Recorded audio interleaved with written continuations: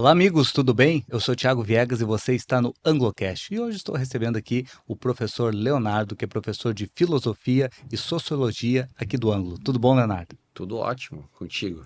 Tudo bem, graças a Deus. E para começar a nossa conversa aqui, eu queria trazer uma pergunta para já iniciar a nossa filosofia aqui. Até onde vai a liberdade do ser humano? Bueno, boa pergunta. A liberdade do ser humano, a gente tende a falar que vai até aonde começa do próximo, né? Isso eu acho que todo mundo já sabe. Porém, a questão da liberdade, ela é trabalhada dentro da filosofia, né, e da sociologia como um campo bem delimitado, que é quando a gente trabalha a formação dos estados modernos ali e a concepção de Estado, né? A concepção de Estado, a gente vai ter alguns pensadores, dentre eles Thomas Hobbes, Jean-Jacques Rousseau, John Locke, que vão trazer a ideia de Estado para buscar delimitar essa liberdade. Por exemplo, Thomas Hobbes tem uma frase célebre do seu livro Leviatã, que é: o homem é o lobo do homem. O que ele queria dizer com essa frase? Basicamente, ele diz que o homem vive num estado de guerra perpétuo, aonde tu precisa de alguém que te traga uma delimitação. Quem que vai trazer essa delimitação? O Estado. Então, o Estado vai estabelecer regras para que tu dê parte dessa tua liberdade em troca de uma organização coletiva. Pronto. Então, a delimitação do Thomas Hobbes ela é bem clara. O rei, no caso, né, da formação dos estados absolutistas ali, que vai ser o detentor desta organização. Então, o que é a polícia, por exemplo? É um braço do Estado. A polícia, ela te tira a liberdade? Não, ela não te tira a liberdade. Mas ela limita aquilo que tu pode ou não pode dentro da margem da lei. Pronto. Então, tu é livre para fazer o que tu quiser. Porém, a tua liberdade ela vai até um limite. E esse braço do Estado vai impor o limite, que são as regras, as leis, etc. Por exemplo, quando a gente trabalha o John Locke, que é outro contratualista, ele vai dizer, né, que a liberdade individual, ela basicamente traz para o indivíduo a ideia desse limite imposto pela sociedade. Por exemplo, para o John Locke, a ideia da propriedade privada, que vai ser, né, o limite do Estado. O Estado vem para trazer esse elemento da propriedade privada, né, para proteger a propriedade privada. Ele vai trabalhar com a ideia que são três elementos naturais do ser humano, né, que é a propriedade, a vida e a liberdade. Esses três elementos, John Locke trabalha para que o Estado, né, defenda. E isso também é um elemento para trazer a ideia de liberdade como fundamentada dentro do limite. Qual é o teu limite? O limite é não invadir a propriedade do próximo, né? O limite é tu ter a tua vida, então tu não pode se tirar a tua vida por ninguém, e a tua liberdade é a tua própria liberdade, ou seja, tu estar dentro de uma sociedade onde tu seja livre. Uhum. E ninguém é livre fora da lei. Então, uma das frases clássicas, né, do John Locke é: não há liberdade onde não há lei. Então a lei é imposta para que parece o contrário, né? Porque como assim não há liberdade onde não há lei? Sim, porque se nós não tivéssemos leis, a liberdade ela não existiria. Todo mundo faz o que quer, ninguém seria livre. Então esses autores contractualistas eles pensam muito e fundamentam a ideia da liberdade para a gente pensar essa nova sociedade, né? Que é a sociedade que vai transitar ali da era medieval para a era moderna. Certamente, né? Como tu bem mencionaste, são vários pensamentos de várias viés diferentes que traçam, né, até onde vai essa liberdade, né? Que nem o Rousseau mesmo fala, né, que o homem nasce livre, mas está acorrentado em várias partes, né? Então, um pouco dessas correntes, acredito eu, que é várias questões, por exemplo, dentro das próprias regras da sociedade, do que a sociedade espera que tu seja, né? Então, pegando um pouco para a nossa realidade da nossa geração, da atual geração, muito parte de uma questão de coletividade, né? De uma análise assim social, econômica, educacional, né? Tipo, qual é a escolaridade que tu tens? Qual é o emprego que tu tem? Qual é que é a carreira que tu tem? Tu é bem sucedido? Não é bem sucedido? Na minha geração, isso partia muito dos pais e da família. Então, existia uma pressão muito grande por parte dos pais e da família que os seus filhos tivessem um estudo tão bom quanto ou superior ao que eles tiveram e tivesse uma carreira bem estabelecida que desse um retorno para que ele tivesse um posicionamento social, né, que garantisse para ele um status. Hoje a gente vive numa geração que é muito baseada num comparativo pelas redes sociais, né? Então a pessoa vive muito embasado nesses mesmos pilares, né, de dinheiro, de carreira, mas agora numa comparação que eu acho que até é bem mais exagerada com as redes sociais. Então, isso acaba sendo uma das grandes correntes, por exemplo, que o Rousseau falava, né? Com certeza. E não só Rousseau, se a gente for pegar, trazer um pouco anteriormente na filosofia, a gente vai chegar lá na filosofia antiga, que é um conceito, né, onde a gente tinha de Platão, que é o mito da caverna, né, a alegoria da caverna. Todo mundo conhece, né, o mito da caverna, onde o homem fica lá acorrentado, né, e ele é basicamente manipulado, pela uma fogueira que está ali, e os caras estão lá atrás e ficam mostrando aquilo que não existe na verdade, né? Uma falsa realidade. Isso, eu costumo falar que é o nosso celular hoje em dia, que é a rede social, porque a gente fica, inevitavelmente, a gente acaba sendo manipulado por uma ideia de uma realidade que nem sempre é verdadeira. Porque a rede social, ela basicamente apresenta só a alegria, né? Ela apresenta basicamente só a ideia do bem-sucedido, e ser bem-sucedido é complexo, né? O que é ser bem-sucedido? É alguém que tem um apelo financeiro alto? É alguém que viaja muito? É alguém que tem muita literatura? O que é ser bem-sucedido, né? E o ser bem-sucedido dentro da rede social é aquela ideia que faz, principalmente o adolescente e o adulto também, né? Se cobrar muito. Porque aquele cara tá toda hora viajando e eu não tô, como aquele cara tá toda hora na praia e eu não tô, como aquele cara troca de carro todo ano e eu não tô. Então eu fico me cobrando e tendo sempre um basilar aquela felicidade instantânea que vem na rede social. E isso é muito prejudicial, né? Prejudicial em todos os pontos, porque tu acaba te frustrando, tu acaba tendo, né, uma sensação que só tu fica atolado e não sai do lugar, e aquele que tá na rede social é o cara que tá bem, eu tô mal. Enfim, é uma caverna que eu costumo falar que a gente acaba se retroalimentando. E é difícil de sair às vezes, porque tu acaba tendo um basilar comparativo que é o que tu vê instantaneamente.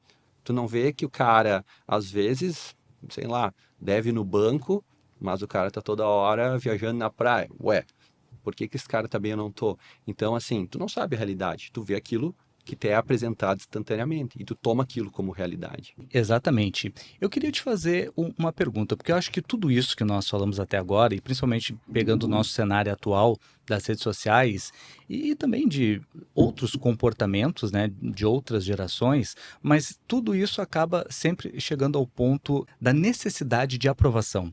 A sociedade, o ser humano, ele tem muita necessidade de aprovação, seja a aprovação dos seus pais, seja a aprovação dos seus amigos, seja a aprovação, né, da sua esposa, enfim. O ser humano, ele quer ser aprovado. Da onde que vem essa necessidade de aprovação? Bom, é uma pergunta também que a gente tem que buscar origens, né? Sempre no passado. Esse boom de aprovação, ele vem mais propriamente dita, eu penso que é com esse advento das redes sociais, né? Apesar de que a gente de uma geração anterior, as redes sociais também necessitavam de uma aprovação, mas era uma aprovação que era muito micro, né? Então, eu venho numa cidade de 9 mil habitantes. Então, era o filho do fulano lá que não saiu estudar ainda. Então, ela é muito micro, né? Isso, de certa forma, ela não implica numa necessidade global, macro, né? Hoje a gente tem uma necessidade que é um cara que está em outro país, ele está vendo o que tu está fazendo, né? Basta ele acessar o teu perfil. E essa necessidade, ela acaba sendo sempre imposta por uma ideia de ser bem-sucedido. E o ser bem-sucedido, como a gente está conversando, depende de várias variáveis, né? Eu sempre trago um autor também na filosofia, que é um autor de filosofia contemporânea, que é o Jean-Paul Sartre, e ele vai dizer que a tua essência, ela não vai preceder a tua existência, e sim o contrário.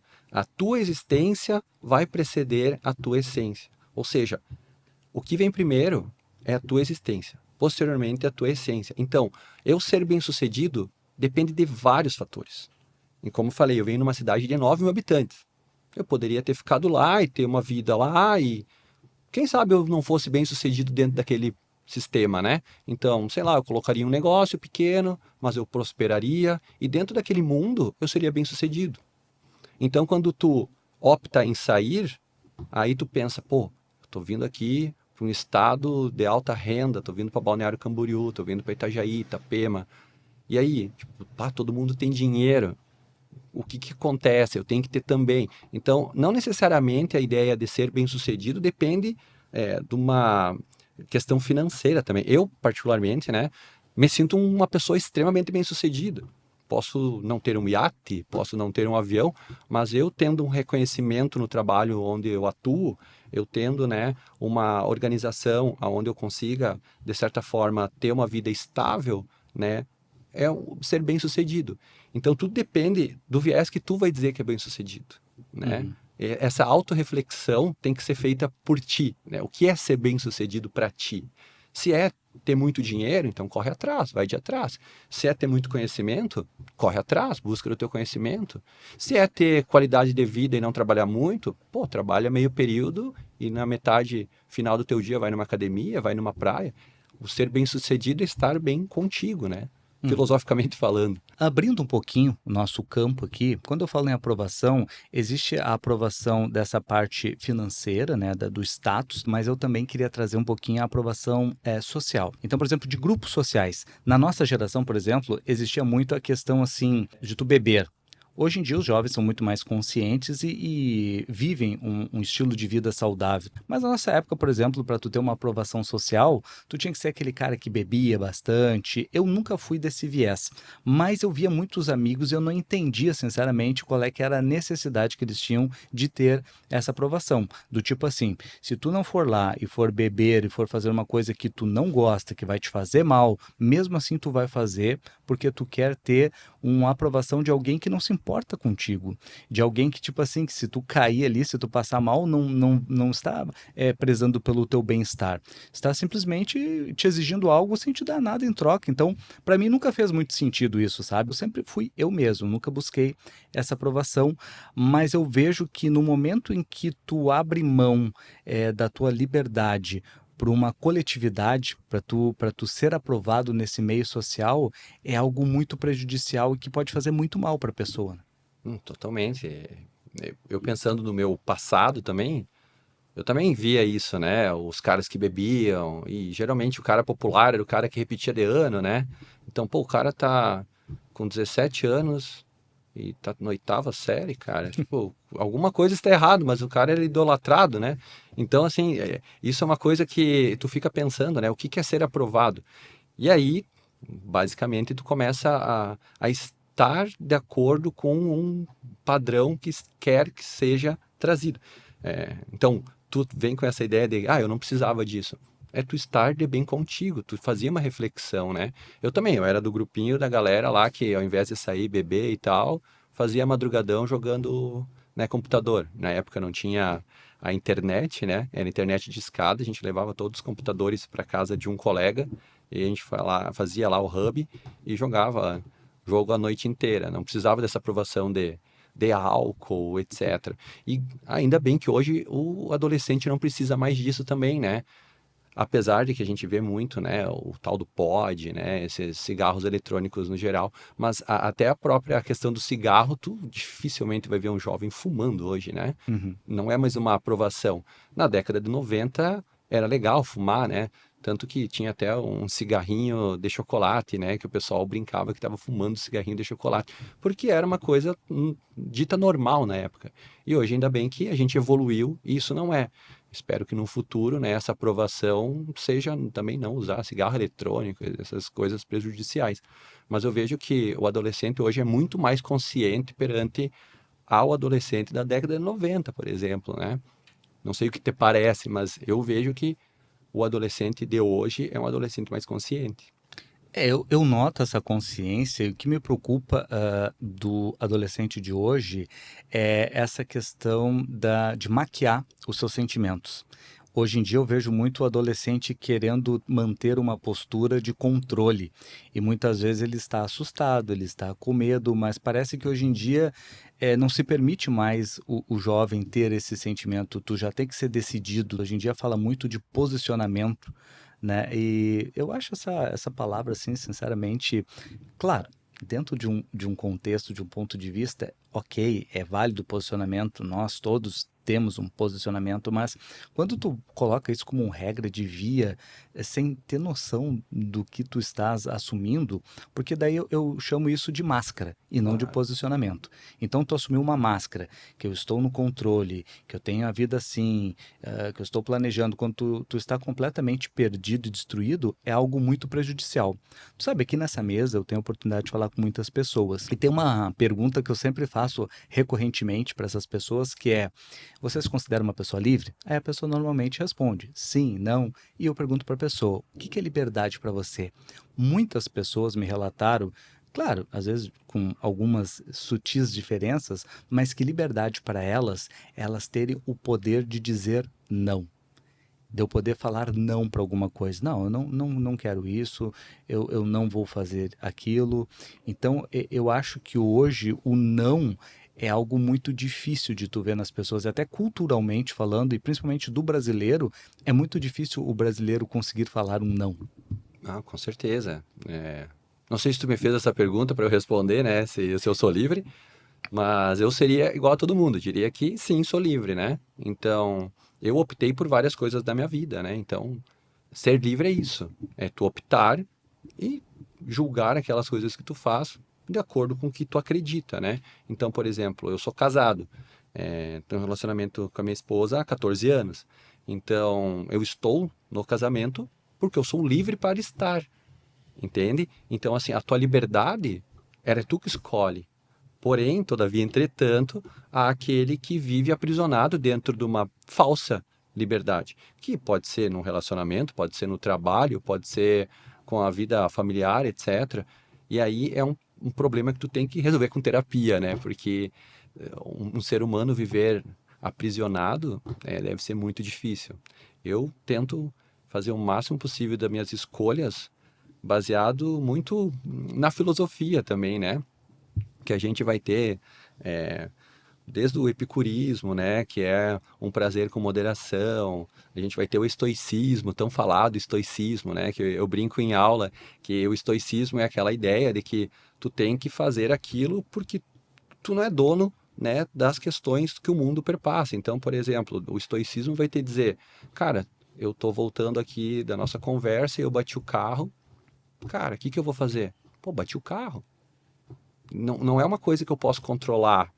Eu posso controlar estar dirigindo, mas um cara avançar o sinal e me bater é uma coisa que eu não posso controlar. Então, o estoicismo trabalha muito disso, né? Então, a filosofia trabalha muito isso. E eu tento me basear muito na filosofia, tanto no epicurismo como no estoicismo, são duas correntes filosóficas que aparentemente elas são bem distintas. Eu tento fazer um equilíbrio, porque né, o epicurismo, né, vai trabalhar a ideia do equilíbrio e o estoicismo do fazer o que tu tem que fazer, né, fazer o que tem que ser feito. Então, acho que a liberdade ela vai muito daí também, né, tu pesar o que quer ser livre e acatar as tuas escolhas como se de fato fosse. Passa muito por isso, né? E trazendo um pouquinho sobre o que eu estava falando ali da questão de tu poder te posicionar, né? Tu poder dizer não para as coisas e também de tu assumir a felicidade dentro daquilo que tu tá disposto, porque assim, liberdade ela é muito relativa, né? Então, por exemplo, a pessoa pode dizer assim: pô, Thiago, tu tem que trabalhar, então tu não é livre. Tu precisa de dinheiro, então tu não é livre, tu precisa correr atrás do dinheiro. Aí é que tá, depende da tua percepção. Por exemplo, muitas pessoas que eu entrevistei também falaram que não eram livres porque elas buscavam uma liberdade financeira. Mas o que é liberdade financeira? Aí a gente cai num campo assim que é muito vasto. Por quê? A minha liberdade financeira pode ser diferente da tua. Se tu perguntar para a liberdade financeira de um índio nativo que vive lá na floresta, para ele liberdade financeira é ter o peixe dele lá, é ter o alimento dele, tá ótimo para ele. Mas daí chega uma pessoa aqui em Balneário Camboriú, aí se ele não tem um frente-mar, se não tem uma Porsche na garagem, ele acha que não tem liberdade financeira. Muito isso é tu te sentir bem com a tua vida. Por exemplo, hoje eu tenho que trabalhar, mas o trabalho para mim não é um fardo. Eu, graças a Deus, eu faço o que eu amo. Eu preciso correr atrás de dinheiro, mas isso para mim não é um fardo, é uma necessidade que eu tenho para prover o sustento da minha casa, da minha família, é algo que eu faço feliz, até porque eu ganho esse dinheiro desempenhando um trabalho que eu gosto de fazer. É uma coisa que eu sempre oriento e passo para o meu filho, é que ele tem que ter prazer, ele tem que ter paixão naquilo que ele faz, porque senão ele vai viver uma vida sem liberdade, ele vai viver uma vida infeliz. E quando a gente é infeliz, a gente se sente um prisioneiro, se sente refém daquele processo. Então, por isso que é muito importante, às vezes muitas pessoas fogem ou surtam, né, nessa questão social por conta que não encontraram. Eu acho que vale muitas vezes para o jovem. Se eu pudesse dar um conselho para o Thiago do passado, eu diria para ele assim, cara, não tenha tanta pressa. Não acha assim que está terminando o terceiro ano, que a tua vida, tu é obrigado agora a decidir no final do ano um curso, ter que passar no vestibular para aquele curso e aquilo ali vai determinar a tua vida.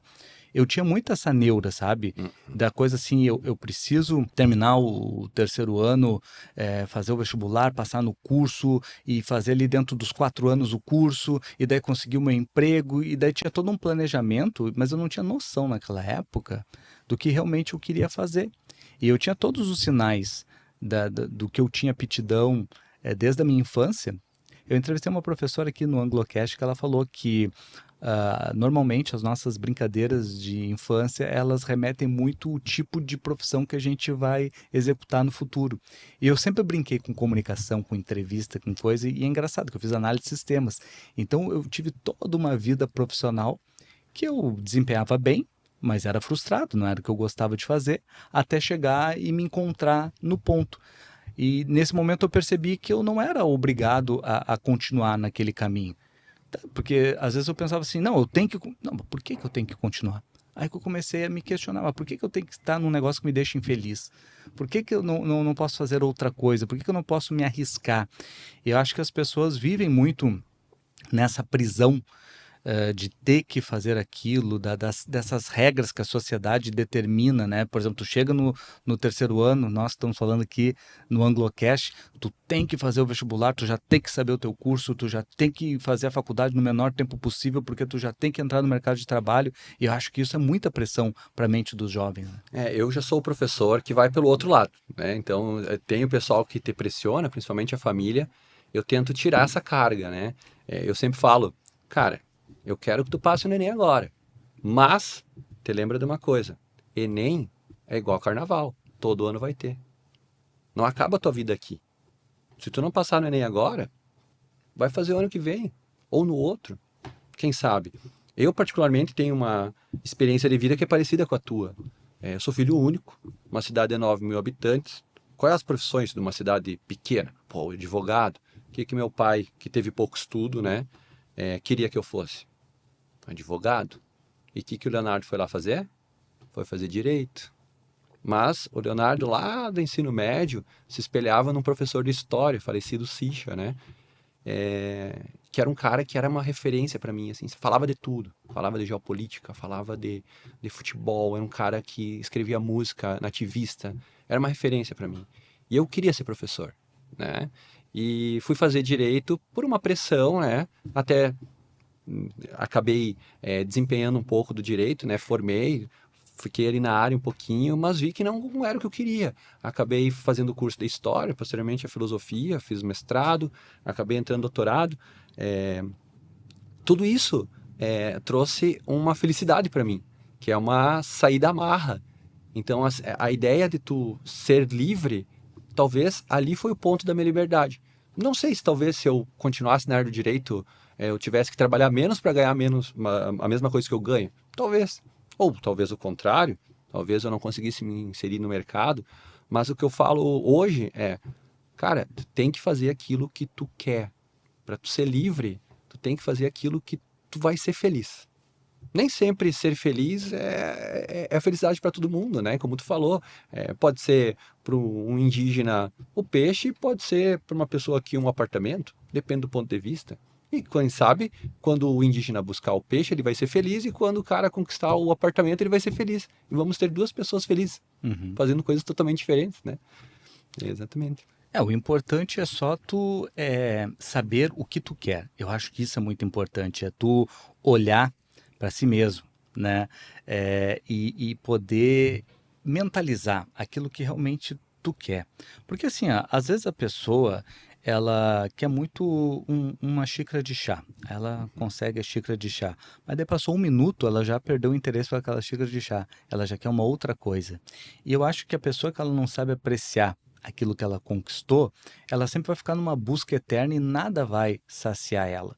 Que nem eu vejo pessoas assim que eh, trocam compulsivamente, né, de telefone, de carro, disso, daquilo, porque tem um vazio existencial que ela nunca se satisfaz com o que ela tem. Ou aquela satisfação ela dura instantes, até o momento que aquilo já não é mais uma novidade para ela. Então, é muito importante nós buscarmos esse equilíbrio para entender aquilo que realmente nos torna felizes, mas não somente entender, fazer um exercício de valorizar. Eu acho que é muito sobre isso, sabe? Que nem estava vendo esses dias uma charge que aparecia assim, tava um cara num carro, olhando um cara pro carro esportivo, né? Daí dizendo assim, bah, eu queria muito ter esse carro. Aí tava um outro bicicleta, bah, eu queria muito ter o carro porque ele não tinha um carro. Uhum. Tinha um outro de a pé, pô, eu queria ter muito uma bicicleta. E daí tinha uma cadeira de roda, pô, eu queria muito andar. Andar. Então é muito sobre isso, sabe? Essa comparação te parece que nunca é o suficiente, porque sempre tem esse comparativo. E eu acho que a pessoa precisa internalizar um pouco e ser livre. Para mim, é tu encontrar, porque sempre fala assim, em busca da felicidade. Uhum. Felicidade não é uma busca, felicidade é uma escolha. Tu tem que escolher ser feliz. Pô, eu Exato. sou feliz com a família que eu tenho, eu sou feliz com o emprego que eu tenho, eu sou feliz com as coisas que eu tenho. Pô, cara, seja feliz. Tu tem esse chá, aproveite esse chá. Não pense naquilo que tu não tem. Aproveite o que tu tem. Aproveite o momento. Viva o momento. Tire o melhor proveito daquele momento que tu estás vivenciando. Tem um filme que eu acho muito bacana, que eu acredito que pouquíssimas pessoas aqui viram. Eu não recordo, acho que do título dele, mas é um filme que o rapaz, ele descobre, acho que no aniversário de 18 anos dele, que ele tem uma habilidade, que os homens da família dele têm uma habilidade de voltar no passado. Uhum. Mas eles não voltam no passado que nem de volta para o futuro, eles voltam como se tu transferisse a tua mente para aquele momento lá no passado que tu pudesse, tu sabe o que vai acontecer e tu pode modificar a tua história. Ele vivia o dia dele e daí tinha os problemas, depois ele revivia aquele dia sobre uma outra perspectiva. Uhum. Então, por exemplo, choveu, ele se divertia, que se molhou, ou aconteceu aquilo, ele era grato pelo aquele momento que ele passou com aquela pessoa. E eu acho que é muito sobre isso, sabe? Para mim, liberdade é tu poder rir das situações difíceis e tirar o prazer e felicidade do teu dia a dia, das coisas mais simples que tu faz. Total, quando tu fala felicidade, né, e até tu me perguntou antes a questão de se autocobrar, quando é que a gente começou, mas sempre eu tento pensar na ótica tanto da história, como da filosofia, como da sociologia, assim, se tu for pensar antes de Cristo, tu já tinha Aristóteles pensando na harmonia, que é a busca da felicidade, que é a justa causa, a justa medida. Então os filósofos lá atrás já estavam pensando sobre felicidade. A felicidade é algo que é intrínseco ao ser humano quando ele começa a se organizar enquanto sociedade, né? A felicidade, a busca da felicidade, porque quando a gente pega, quando a gente era caçador-coletor, tu não tinha muito tempo para felicidade, porque tu só saía e tu tinha que buscar a caça, a pesca, daí tu trocava, né? Tu era nômade, até tu se sedentarizar. Quando tu sedentariza, aí sim tu vai ter, né, o excedente, então a comida ali tu pode sentar. E a partir disso tu começa a pensar em outras coisas além somente da sobrevivência, que é a questão da religiosidade. Então tu vai pensar, por favor, que chova, tu começa a pensar Deus. Tu começa a pensar a ideia até mesmo da matemática, desenvolver a matemática, porque agora tu tem uma colheita e tu tem várias sacos, né? Tu vai ter que fazer a matemática. Tu começa a organizar coletividade, tu começa a pensar política, porque agora tu tá sedentário, então tu tá organizado enquanto coletividade, e a partir daí tu precisa escolher um líder, né? Então tu começa a pensar política. Então, o ser humano, quando ele fixa e agora ele tem tempo para pensar, ele começa a pensar na felicidade. O que é ser feliz? Né? E essa é a pergunta de R$ 1 milhão, né? O que é ser feliz? Aí eu vou dizer, cara, eu não sei, depende. Para ti, ser feliz é uma coisa, para mim é outra. Eu não posso dizer o que é ser feliz para ti. Tu tem que descobrir a tua felicidade, né? Se isso daí tivesse uma fórmula pronta, né? Todo, Manual. todo mundo era feliz. É uma coisa muito, muito mais complexa, né? Mas tem, né? Na internet tá cheio de gente aí querendo explicar como ser feliz. Como tu falou, a liberdade financeira. Vou te explicar o que que é a liberdade financeira. Pois é, Entende? eu Tem. acho isso daí muito relativo, conforme eu falei, né? Que nem, por exemplo, tem muita gente que fala prosperidade financeira e fala, por exemplo, para tu ser feliz, tu tem que ter um jato, tu tem que alcançar os teus milhões, tu tem que ter isso, ter aquilo. Cara, isso para mim não é felicidade, entendeu? Para mim, pro Thiago.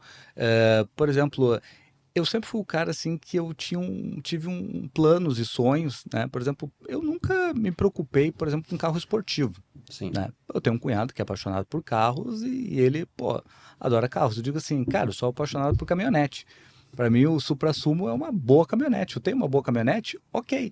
Eu não trocaria minha boa caminhonete por uma Ferrari pagando muitos milhões além do preço da minha caminhonete, porque para mim aquilo ali me torna feliz. Tu tá me entendendo? Então, por exemplo, eu gosto de sítio. Às vezes assim, vai morar numa mega metrópole, vai morar numa cobertura em Nova York. Cara, não é isso que me faz feliz. Exato. Entendeu? Eu preciso do contato com a natureza. Não é esse tipo de coisa que eu gosto. Então, isso daí é uma coisa muito variada. Mas eu estava falando um pouquinho sobre essa pressão, né, que a sociedade faz.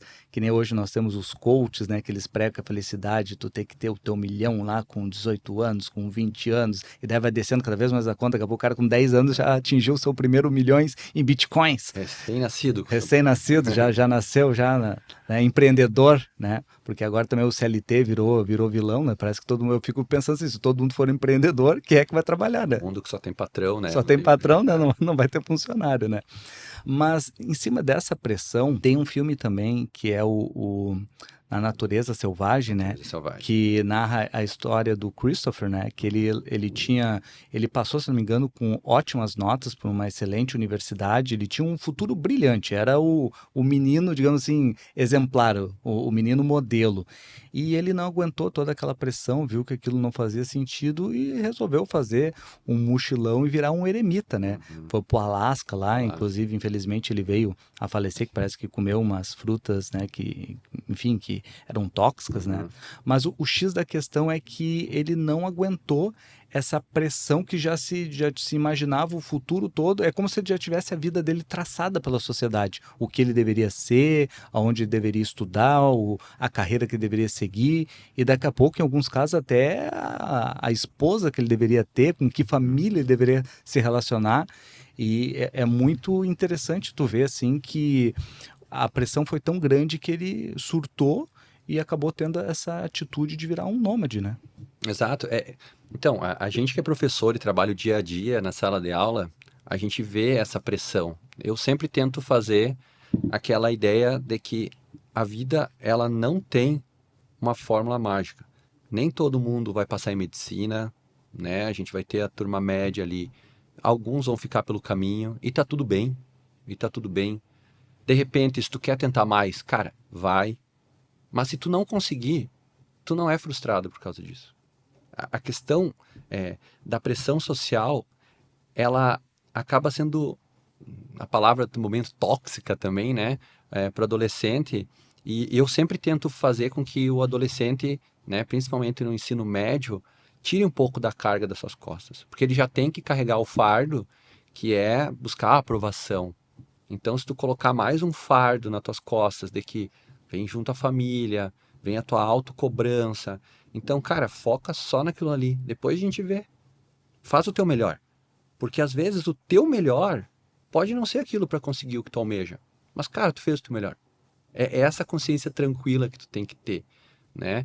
Que buscar sempre o teu melhor.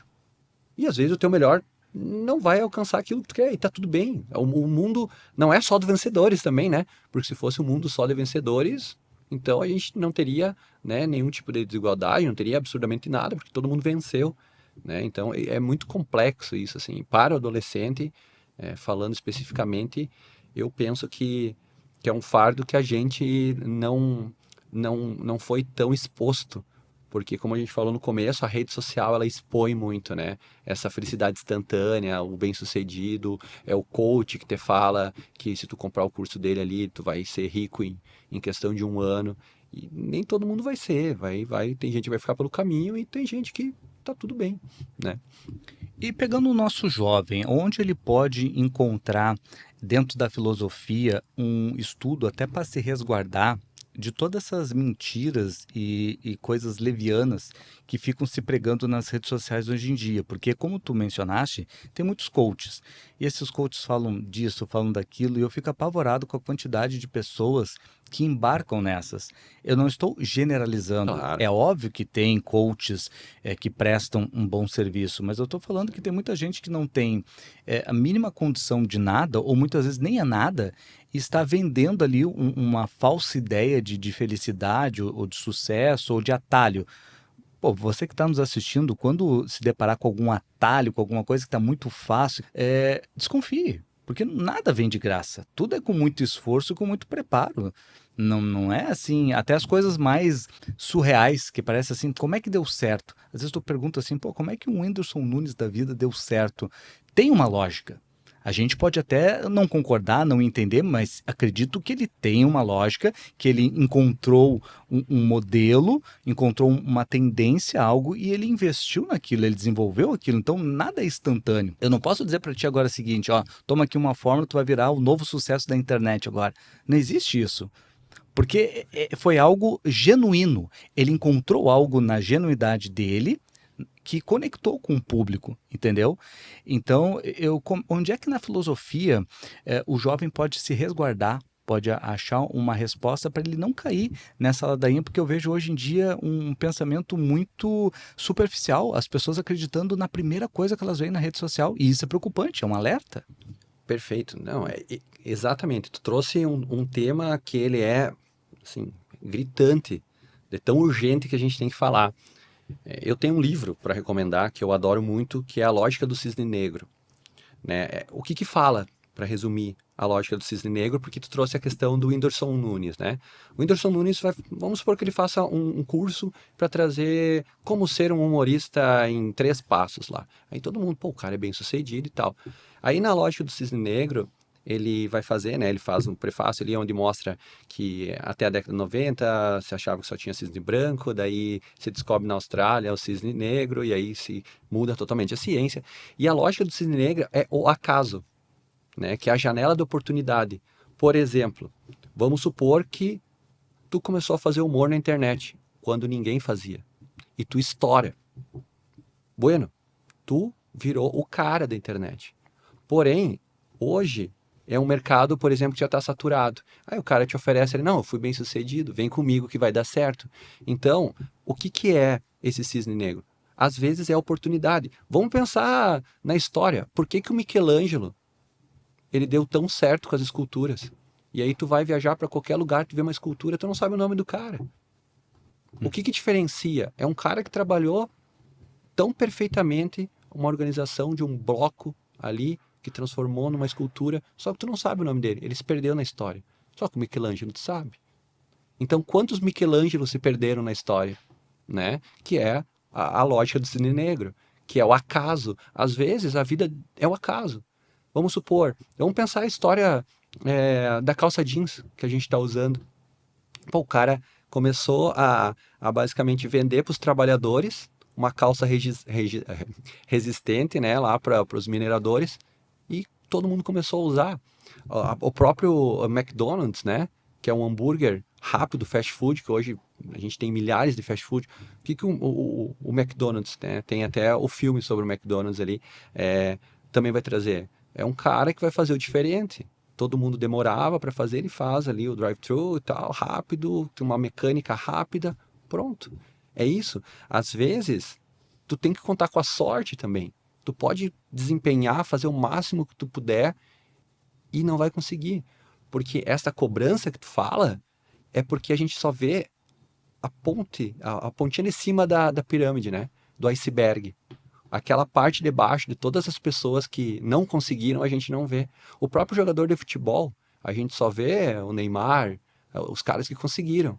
E aqueles outros quantos Neymar que não conseguiram, né? Que ficaram jogando na várzea, que eram tão bom quanto. É isso. Então, essa cobrança que a gente faz é porque a gente só vê a ponta do iceberg, a gente não vê aquela parte de baixo daqueles quantos que não conseguiram, quantos, né, YouTubers não conseguiram, quantos humoristas não conseguiram, quantos pessoal do mercado financeiro, etc, etc. Muitos não conseguem, porque não tem essa janela de oportunidade, né? Na verdade, eu acho que é muito aquele pensamento do sucesso coletivo ou do que está em alta no momento. Por exemplo, na minha época eu fiz análise de sistemas porque eu já tinha feito, eu fiz o segundo grau normal e fiz o segundo grau técnico. Então eu fazia 2 turnos, me formei em ambos ao mesmo tempo Uhum. para já engatar no vestibular e otimizar tempo. Como eu já tinha uma média de notas, tudo 10 no técnico, pô, eu tinha muita aptidão para análise de sistemas. Então vou entrar na análise de sistemas porque era digamos assim, a graduação, né, da época, né, que estava naquele boom da informática, do Bill Gates, de Uhum. todas aquelas descobertas. Então, pô, esse é o futuro, todo mundo estava apostando, né, nessa profissão. E eu não tinha um senso assim de analisar, por exemplo, por mim mesmo, sabe, de traçar um cenário. Eu ia na coletividade, para onde que o pessoal está apontando, o que que é bom. Vamos pegar um exemplo aqui. Nós chegamos num local onde tem vários restaurantes, tá? E daí tu chega ali, tá uma galera, pô, onde é que eu como? Daí tu vê que tem uma galera tudo num restaurante. Tu vai tender a ir naquele restaurante, tu nem vai explorar os demais, porque já tem aquele pensamento de manada, aquela coisa coletiva, porque tu quer pertencer a um grupo, tu não quer ser o esquisito que, pô, só eu tô comendo sozinho nesse É. restaurante, deve ser uma porcaria, porque o outro tá lotado lá, esse é o bom. Todo mundo inteligente menos eu, né? Ó, tá todo mundo indo lá, só eu aqui, não, né? É, Exato. então é muito sobre isso, sabe? Hoje em dia eu penso muito assim, por exemplo, eu analiso o mercado e tento sempre ver aquilo que ninguém está enxergando, aquilo que ninguém está fazendo, que eu acho que hoje é o grande diferencial, é tu olhar um cenário amplo. Por exemplo, eu trabalho com podcast, eu estou em Balneário Camboriú, vamos supor, o cenário está saturado. Daqui a pouco eu olho assim, pô, mas na Austrália não tem podcast Uhum. nenhum. E se eu fosse botar um podcast na Austrália? Claro, daí tem que entrar alguns detalhes. Qual é que é o idioma que eu vou ter que fazer lá? Eu tenho que fazer o inglês. Pô, eu sei falar inglês, eu sou bom no inglês. Não, não sou, pô, vou me preparar. Vou fazer aqui uns 2 anos de inglês, vou estudar como é que é a Austrália, ver como é que são os aluguéis. Porque não adianta tu fazer um desenho e não planejar e não se estruturar para isso. Mas o que que eu quero falar? Tu pensar fora da curva. E eu vejo que essa geração é uma geração um pouco diferente da nossa. Ela está começando a pensar um pouco mais fora da curva. Não é tão incomum eu ver pessoas que estão buscando uma vida no exterior. E eu não estou falando naquela corrida do sonho da América. Uhum. Estou falando, por exemplo, assim, morar na Espanha, morar em Portugal, ir para a Austrália, isso tudo com carreiras, né? Não ilegalmente, e nem eu faço votos para que tu faça isso, né? Faça tudo legalmente, por favor. Mas assim, ó, da pessoa entender o cenário, tipo, pô, eu não preciso necessariamente ficar aqui. Eu posso desempenhar isso, ou eu posso tentar um ano lá. Pô, eu entrevistei vários empresários aqui também muito bem-sucedidos, que alcançaram seus milhões, que hoje em dia são referências, e que eles tiveram, assim, atitudes na vida deles que eu admirei a coragem e pensei assim, cara, mas como é que tu fez isso? Não, Thiago, porque daí eu fui para Itália, daí não sei o quê, eu passei no Japão lá uns 2 anos, mas como assim? O cara foi para Itália, passou no Japão uns 2 anos e daí voltou. Tá, mas desses 4, 5 anos fez lá, não, não tem nada a ver com o meu negócio, mas me serviu de muita experiência, blá, blá, blá. E deu, pô, mas então aquilo que a gente falou lá atrás não é uma coisa assim se eu não entrar no vestibular no primeiro ano eu perdi a minha vida, ou se eu comecei uma faculdade, daí eu vi que não era aquilo e eu vou mudar, eu vou perder todos aqueles anos. Não se trata de perder, porque às vezes tu perde mais tempo não arriscando do que tu tomar uma atitude e pensar fora da caixa, começar, não, pera um pouquinho, eu tô aqui embaixo da floresta, deixa eu subir numa árvore bem alta para dar uma olhada no panorama ali, para enxergar um pouquinho mais e tentar ver. Daqui a pouco vale a pena eu tentar ir para aquele lado lá, porque eu tô indo para cá. Já faz uns 3 dias e nunca termina essa floresta. Quem sabe se eu tentar andar pro outro lado, eu não vou achar alguma coisa diferente. Exatamente. Ah, a tua charada. É isso daí. Eu vi muitas histórias assim de pessoas que foram levadas a caminhos que não necessariamente era o caminho que foi traçado, né? Vou tirar um ano na Europa estudando e quando volta para cá vem com uma ideia e põe em prática e dá certo e só vai. Arriscar também, né? Tentar sair da caixa, como a gente fala, né? Pensar o fora. Isso aí é também muito importante, né? Mas eu penso que Hoje, né, a gente falando sempre do adolescente, ele tem que buscar um aperfeiçoamento. Independente em qual área que for, seja no inglês, seja num curso de informática, sempre está buscando aperfeiçoamento. É isso que vai diferenciar ele dos outros, né? E esses cases de sucesso que tu trouxe é o cara que fez o diferente, é o cara que não ficou parado, é o cara que buscou. Seja de um jeito ou seja do outro, ele alcançou. Mas foi porque ele buscou, né? Ele não ficou parado. Porque parado tu não vai a lugar nenhum, né? Eu diria que na sociedade a liberdade ela é negada de nós o tempo todo. E é uma briga constante, né? Que normalmente nós perdemos porque a gente abre mão de tomar uma atitude. Eu acho que uma pessoa que tem a coragem de se arriscar, seja numa carreira nova, num empreendimento ou numa viagem para um outro país, aquilo ali é uma postura de liberdade, Uhum. porque ela está rompendo esse padrão, rompendo essas amarras que a sociedade tradicional coloca na gente, impondo o que tem que ser. Porque é muito aquela questão, assim, daqueles filmes que a gente olha antigamente, assim, das fábricas, né? Uhum. Que o cara acorda cedo, e daí parece estar acorrentado, tem que ir lá bater o ponto, que está mudando muito, né, hoje em dia, mas ainda se tem muito presente disso, né? Então eu acho assim que a liberdade passa muito sobre tu ter esse poder de dizer não para essa escolha pré-estabelecida e tu romper esses padrões que já vêm se arrastando há muitos anos, né? Perfeito. E olha que bacana a gente conversar, né? Tu tá trazendo alguns elementos que tu acha, mas que realmente alguns autores já até trabalharam sobre. Pensando na sociologia, e quando a gente fala sociologia, é o estudo da sociedade, Emile Durkheim, que é um autor, né, que trabalha essa ideia que tu falou de fazer aquilo somente e não pensar fora, etc. Ele vai falar que aquilo que tu sempre faz é alienação, que tu é condicionado a fazer. E quando tu rompe, ele chama de transgressão, que é uma nova etapa. É quebrar um obstáculo que era visto como um dogma e agora trata-se de uma ruptura e tu faz algo novo. E a gente tem vários exemplos, né? Vamos pensar na política. A mulher não votava, né? Quando é que a mulher vai votar no Brasil? Somente em Vargas, na década de 30. Uhum. Então, essa transgressão é pessoas fazendo diferente. Hoje a gente tem uma representatividade feminina na política, uma coisa que não existia. Então, foram pessoas que pensaram: não, pera só um pouquinho. Como assim eu não posso fazer isso? Eu posso, vou me preparar e vou fazer. Então, a sociedade ela vai mudando, vai evoluindo por causa dessas pessoas que fazem essa transgressão de algo que é um dogma fechado. E isso que é esses cases de sucesso que a gente está conversando, né? Os Uhum. caras que fizeram diferente. O cara que largou tudo e foi colocar uma barraquinha lá na não sei aonde. E deu certo e virou uma multinacional. Porque a gente só vê a parte final, né? O cara bem sucedido. Não, mas esse cara lutou, esse cara abriu mão de muita coisa, esse cara, enfim. É um cara que pensou fora da caixa, né? Que foi lá e colocou a cara a tapa, que se expôs, perdeu muitas vezes até ganhar. Todo mundo deseja ser aquele cara diferente, mas ninguém quer ser diferente. Uhum. E para tu ser o cara diferente, para tu viver o extraordinário, tu tem que ter coragem, Sair da zona de tu conforto, tem que né? sair da zona de conforto, tu vai ter que, enquanto tá todo mundo naquele restaurante, tu vai estar sozinho lá no outro, Vai entendeu? testar, né? Tu vai testar, tu vai ter que fazer algo diferente, porque ninguém consegue chegar a um resultado extraordinário vivendo o convencional. Uhum. Tu tem que ter uma vida que vai romper vários padrões.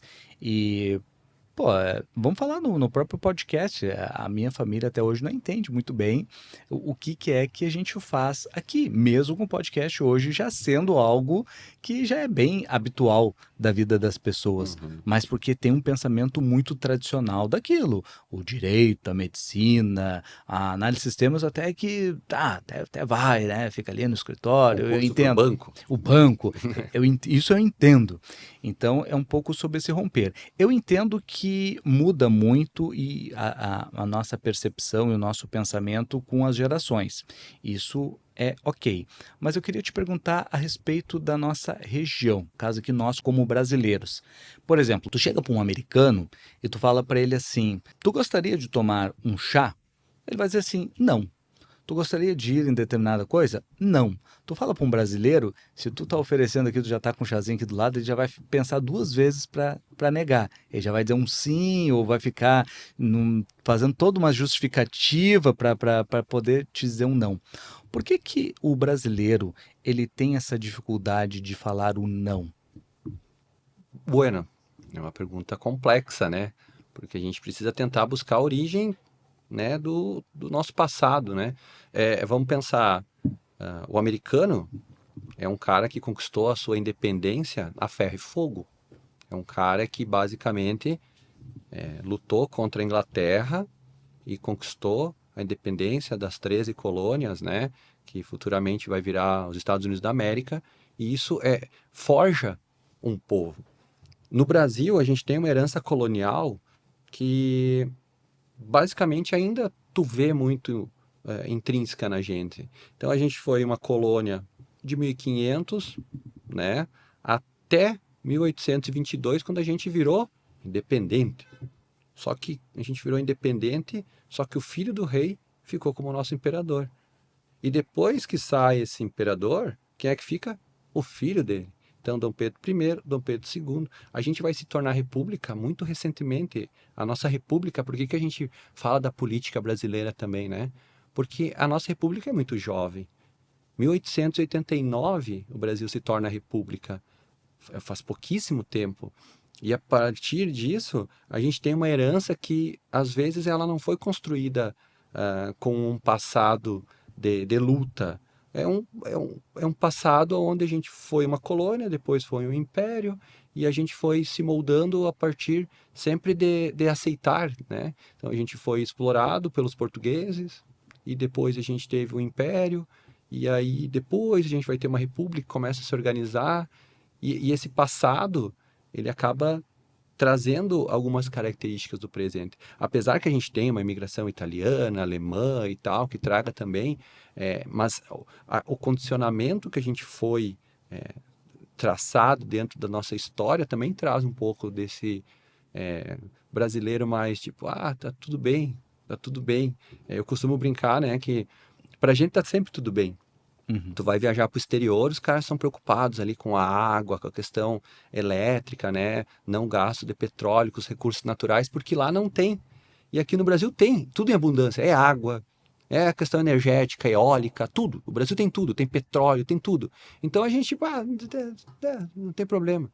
Tá, mas aí, tipo, nos pegaram aqui tanto. Não, não, mas tá tudo bem, tem bastante. E a gente vai se condicionando a isso. Então tá sempre tudo bem.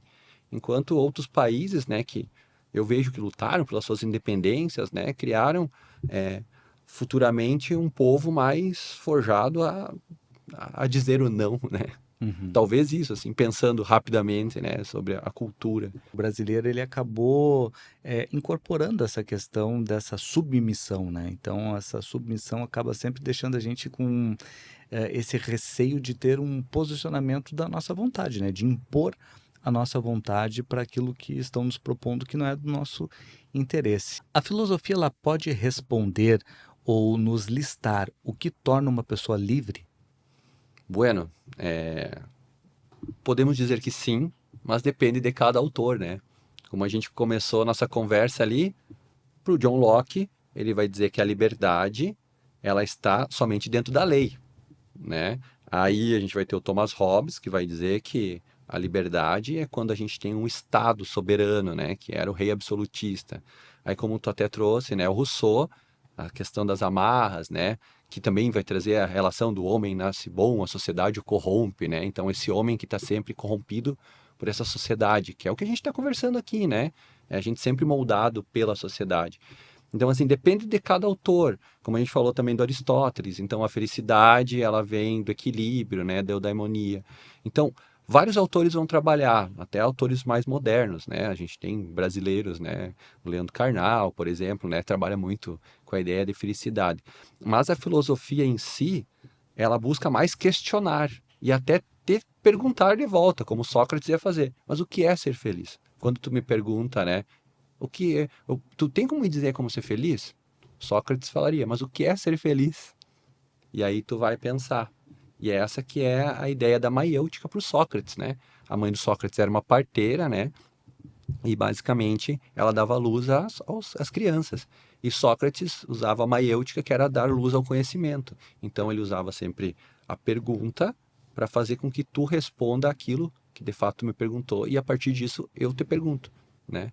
Quando tu me falar, a filosofia diz o que é ser feliz? Diz. Mas o que é ser feliz para ti? Na verdade, eu acredito que a filosofia, a psicologia, ela serve como um pastor Uhum. te conduzindo para a resposta que está contigo mesmo. Contigo mesmo. Eu acho que a resposta da liberdade e da felicidade, ela está junta. Acho que são duas coisas que andam juntas, e eu acho que se fala de autopercepção. Eu olhar para dentro e dizer assim, eu me considero livre, eu Uhum. sou feliz, porque assim, eu posso trabalhar para ti, ter um contrato ali que eu vou trabalhar para ti o resto da minha vida, e eu ser feliz com isso, entendeu? Tipo, isso não ser um fator que me faça me sentir preso. Em Uhum. contrapartida, eu posso ter um emprego que para as pessoas é o emprego dos sonhos, maravilhoso, e me sentir prisioneiro naquilo, me sentir sufocado, que nem agora vai sair a cinebiografia do Michael Jackson, Uhum. e Michael Jackson era um cara que ele vivia muito a pressão de ser o Michael Jackson. Então, Aprisionado dentro, ele não né? gostava de ser o Michael Jackson, ele queria ser, a liberdade para ele seria ser um cara anônimo, seria ser um Desde cara os Jackson comum. 5, né? Ele já tinha essa Exato? pressão, que ele era o menor ali dos irmãos ali, Sim. e o pai sempre pressionando. E ele vira um adulto que pega essa carga toda e ele vive atormentado por essa carga. Exato. Então, eu me arriscaria a dizer que a liberdade é tu ter o poder de escolha. Uhum. É tu poder escolher qual caminho tu quer trilhar Perfeito. e poder falar não, eu não quero fazer isso, eu não quero seguir esse caminho, eu quero modificar. Pô, Thiago, tu chegou ao ápice do podcast, é o podcast mais famoso, mais assistido, eu não quero mais. Eu quero agora pescar, eu quero tirar um ano sabático, eu quero largar isso tudo para trás. Tu ter o poder de poder tomar essa decisão, para mim isso é liberdade. É sobre isso. É sobre isso. Perfeito. E para a gente fechar aqui, prof, eu gosto sempre de indicação de bons livros. Então, para os jovens que estão nos assistindo aí, e para as pessoas em geral, para os pais também, por que não, né? Qual uma boa leitura que tu indica aí para ajudar um pouco nesse autoentendimento, para a gente abrir um pouco os nossos horizontes para pensar um pouco fora da caixa? Bueno, tem dois livros que eu gosto. Um eu já falei, é A Lógica do Cisne Negro. É muito bom sobre essa ideia de pressão e autoconhecimento enquanto as janelas de oportunidade. E outro livro que eu gosto bastante, que para mim mudou minha vida, que é O Poder do Hábito. É um livro que basicamente trabalha a constância, né? Então, se tu quer conseguir algo, tu tem que buscar, tu tem que batalhar. Dentro da filosofia tem, nossa, variados, né? Os livros que a gente falou aqui, o Leviatã, do Thomas Hobbes, né? Para entender o Estado. Por exemplo, a gente pode pegar tanto Platão, Sócrates, Aristóteles, né? Por exemplo, tu pega a Alegoria da Caverna, né? Que tá dentro dos livros de Aristóteles. Enfim, a gente pode citar muitos livros, mas os livros que eu citaria aqui para uma leitura, né, bem tranquila, assim, sobre autoconhecimento é O Poder do Hábito e A Lógica do Cisne Negro. São dois livros muito legais, assim, que me marcaram bastante, assim. Pô, perfeito. Queria agradecer pela tua participação. Pô, foi um papo muito bacana. Eu tenho certeza aí que contribuiu muito para as pessoas terem um melhor entendimento. E a filosofia é isso, né? Essa é a maravilha da filosofia, a gente poder ter essa troca, poder ter esse debate e aumentar, né, o nosso campo, né, de pensamento, poder enxergar um pouco fora daquilo que normalmente a gente está visualizando. Eu sempre comparo com, eu me esqueço aquele negócio que se coloca nos cavalos aqui, né, que sempre tem aquela visão reta. E Né? a filosofia, ela acaba dando essa visão mais ampla para a gente, né? Perfeito, eu que agradeço. A gente filosofou bastante hoje, né? Gostei muito da conversa, te agradeço pela oportunidade. E é isso aí, até a próxima. Obrigado. E para você que nos assistiu, agradeço imensamente a sua audiência. Eu acho que esse conteúdo vale o teu like e eu quero que tu coloque aqui nos comentários o que é liberdade para ti. Coloca aqui que eu quero saber. Se inscreva no canal, tem conteúdo inédito toda semana. Nos vemos numa próxima. Até mais.